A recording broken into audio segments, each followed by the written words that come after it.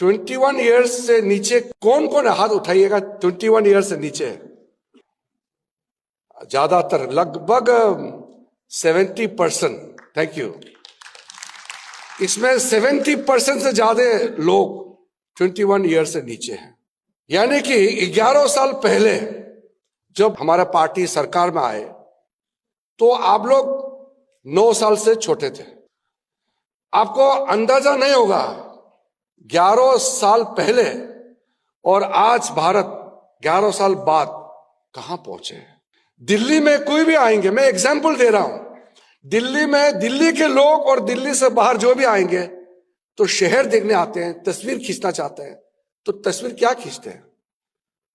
या तो कुतुब मीनार जाते हैं, या तो ये पुराना पार्लियामेंट हाउस देखते हैं, या तो रेड फोर्ट जाते हैं, या तो ये राष्ट्रपति भवन या India gate. Qutub Minar 12, 13, 14 century में बने, रेड फोर्ट मुगलों के जमाने में बने, ये इंडिया गेट, राष्ट्रपति भवन, पुराना पार्लियामेंट तो अंग्रेजों ने बनाया। हमने क्या बनाया? तो मैं भी उस समय सोचते थे कि ऐसा तो कोई चीज, एक स्ट्रक्चर तो होना चाहिए दिल्ली में जो आजादी के बाद बने हो, जिसको फोटो खींचने लायक तो हो। लेकिन पिछले 11 सालों में जो पार्लियामेंट हाउस, अभी जो हम नया पार्लियामेंट बिल्डिंग जो बनाया है, विदेश के लोग जब पार्लियामेंट बिल्डिंग देखने आते हैं तो हमारा नया पार्लियामेंट बिल्डिंग देख के बोलता है ये दुनिया का सबसे खूबसूरत पार्लियामेंट बिल्डिंग है। कितना अच्छा लगता है तस्वीर खींचने। 3 साल पहले बने। हमारा देश में कोई वार मेमोरियल तक नहीं था। ये जो पुलिस मेमोरियल जो बनाया है चाणक्यपुरी में, आपको जाना चाहिए, स्टूडेंट लोग को तो जाना ही चाहिए, तस्वीर खींचना चाहिए और अंदर का लाइब्रेरी म्यूजियम देखना चाहिए। ये नहीं देखेंगे तो आपको समझ में नहीं आएगा कि हमने क्या बनाया है। ये जो कर्तव्य पथ है, राजपथ, राजाओं का पथ बना कर रखा था अंग्रेजों ने, प्रधानमंत्री जी ने इस कर्तव्य पथ बना करके एक कोने में इंडिया गेट जो है उसके बगल में पहला हिंदुस्तान का वार मेमोरियल बनाया। वहां आपको जाना चाहिए।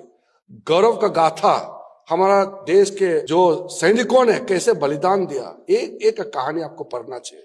नहीं तो राष्ट्रभक्त का वो ताकत आप में नहीं आएगा। टाइम निकल के जाना चाहिए। तो उसी प्रकार से जो जहां मैं अभी इस कार्यक्रम के बाद जा रहा हूं, Bharat Mandapam, one of the finest दुनिया का कन्वेंशन सेंटर बना है और यशोभूमि आपको जाके देखना चाहिए। तो रमा जी ने कहा कि अगले मीटिंग डीएवी का, हंसराज का जो बड़ा इवेंट होगा वो उसमें कम से कम 15,000 लोग बैठ सकते हैं और अलग अलग जगह है वहां पे, बहुत बड़ा। अगले कार्यक्रम भारत मंडपम में करेंगे, मैडम ने कहा है, प्रिंसिपल मैडम ने, बहुत खुशी के बात। ये सब जो बना है ये पिछले 11 साल में बना है। और मैं तो एग्जाम्पल 1-2 दिया है। इन 11 सालों में जो जो बनाया है, अब मुंबई में जाकर के इंफ्रास्ट्रक्चर जो बन रहा है, नॉर्थ ईस्ट में कश्मीर जाते समय जो पुल बनाया है, ब्रिज, कई चीजें जो है 11 सालों में बनाया है। इसका मतलब अगर हम चाहेंगे तो हम कर सकते हैं, नहीं कर सकते ऐसा नहीं है। तो इसलिए मैं कह रहा हूं हमारे जो 60-65 वर्ष जो बर्बाद हो गए हैं, उस समय हमारा इकोनॉमी, भारत का जो इकोनॉमिक ग्रोथ है, मुश्किल से 2%, कभी कभी 3% ग्रोथ होता था। और आज पूरा दुनिया, क्यूमुलेटिव दुनिया का ग्रोथ 2-3% में है और आज इंडिया अकेला देश 7% से ऊपर से ग्रो कर रहा है। ये राजनीति का दाव पे, सोशल मीडिया का रील और टॉक्सिक दुनिया में नहीं रहना है, ये पॉजिटिव दुनिया में आप आइए। आज इंडिया किस तरीके से सीना तान के आगे बढ़ रहा है, नेतृत्व का इसमें बहुत बड़ा रोल होता है दिशा देने में। ये समझना होगा हमको। पिछले 11 सालों में इंडिया ने जो टेक ऑफ किया, मैं खुद एक ऑपोजिशन एमपी हो के मैं पार्लियामेंट में पूछते थे, दुनिया इतना स्पीड से आगे बढ़ रहा है, इंडिया इतना पीछे क्यों है? कब हम नंबर 1 इकोनॉमिक ग्रोथ रेट प्राप्त करेंगे? आज वो जो हम सवाल उठाते थे, आज हकीकत में हम महसूस कर रहे हैं जब आप बात कर रहे हैं इस वक्त। जब 2047 में 100 ईयर्स सेंटेनरी सेलिब्रेशन करेंगे इंडियन इंडिपेंडेंस का, तो इसमें ज्यादातर लोग, मैं भगवान से प्रार्थना करता हूं कि आप जीवित रहे, स्वस्थ रहे, आपके जीवन काल में ही भारत विकसित राष्ट्र बन जाएगा। कितना खुशी की बात है। अफसोस की बात यही है बस कि जो गुजर गए हैं दुनिया में नहीं है, जो शायद 2047 तक जीवित नहीं रहेंगे हमारे बीच, वो नहीं देख पाएंगे। लेकिन वो भी जो अभी जीवित है, वो भी तेज गति से जो बढ़ रहा है भारत, वो परिस्थिति वो समझ रहे हैं।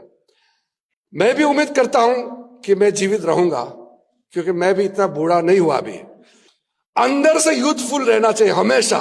जब तक आप जिएगा, जवानी का जोश, आप एनर्जी से भरा हुआ आपका लाइफ रहना चाहिए। आपको कहता हूं कि आप लोग किस्मत वाले हैं, खास करके जो अभी यूथ है।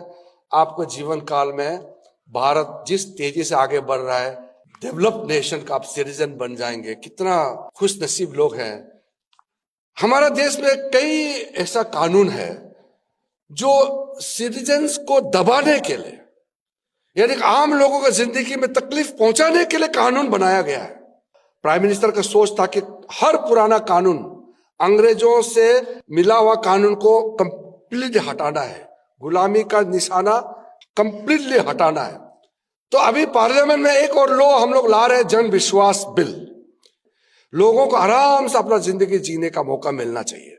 सरकार का काम है उसको मदद करना, बोझ बनना नहीं।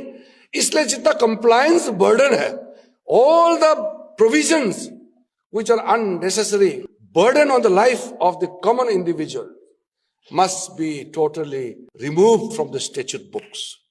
ये प्रधानमंत्री मोदी जी का मंत्र है। तो इसमें साथ साथ मैं आपको एक बात जोड़ना चाहता हूं। लोग सड़कों पे, गलियों में प्रोटेस्ट करते हैं, बोलते हैं वो आजादी है। आप अपना हक के लिए जो भी करना चाहे कर सकते हैं, लेकिन लोग कभी कभी ये भूल जाते हैं, आपका अधिकार से पहले, आपका जो हक है, आपका जो राइट्स है, उससे पहले आपका सर्टेन ड्यूटीज एंड रिस्पॉन्सिबिलिटीज है। जो देश अपना नागरिक रिस्पॉन्सिबिलिटी को, अपना ड्यूटी को छोड़ के सिर्फ राइट ही मांगेंगे, तो फिर देश के लिए कौन काम करेगा? सबसे पहला देश, उसके बाद बाकी आना चाहिए।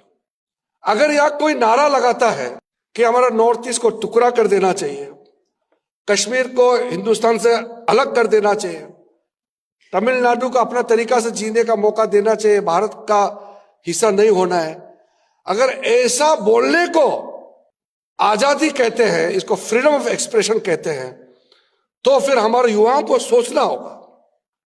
आपका राइट तब तक है जब तक आप किसी का अधिकार को नहीं छीनता है और देश को नुकसान नहीं पहुंचाते हैं। जहां नेशनल इंटरेस्ट आ गया, आपका राइट का कोई मायने नहीं रखता है। मुल्क रहेंगे तभी तो हम रहेंगे। जो मुल्क ताकतवर होते हैं उसको दुनिया सलाम करते हैं। अगर मुल्क कमजोर है तो आपका राष्ट्रपति को भी उठा के ले जाएंगे, देखते रह जाएंगे। देश ताकतवर होना बहुत जरूरी है, और देश को मजबूत बनाने के लिए, देश को लोगों के लिए, देश के लिए कुछ ना कुछ जरूर योगदान करना चाहिए। मोदी जी के नेतृत्व में युवाओं के लिए जो दिशा तय किया है, उस जमाने में हमारे पास कितना एम्स थे, आज कितना एम्स बन गया, कितना आईआईटी थे, आज कितना आईआईटीज बन गया, कितना ट्रिपल आईटीज बन गया। हम लोग चिप्स सुनते थे, चिप्स बनाते, आज हमारा देश में ही चिप बनने लग गया। ये पिछले 2 साल 3 साल के अंदर में ये कार्यक्रम सब शुरू हुआ। जो हम सोच नहीं सकते थे वो हम बनाने लगा। चंद्रयान, चंद्रमा तक हमारे जो यान है वो पहुंचे। इस तरीके के जो एक के बाद एक अचीवमेंट जो इंडिया कर रहे हैं, ये सब बहुत शुभ संकेत है विकसित भारत का। आज का national youth day, Swami Vivekananda ji का जन्म दिवस पर आपको मैं अभिनंदन करता हूं, आप सबको शुभकामनाएं देना चाहता हूं। आपका जिंदगी में आप फले फूले आगे बढ़िए और देश को आगे ले जाए। बहुत बहुत धन्यवाद। जय हिंद।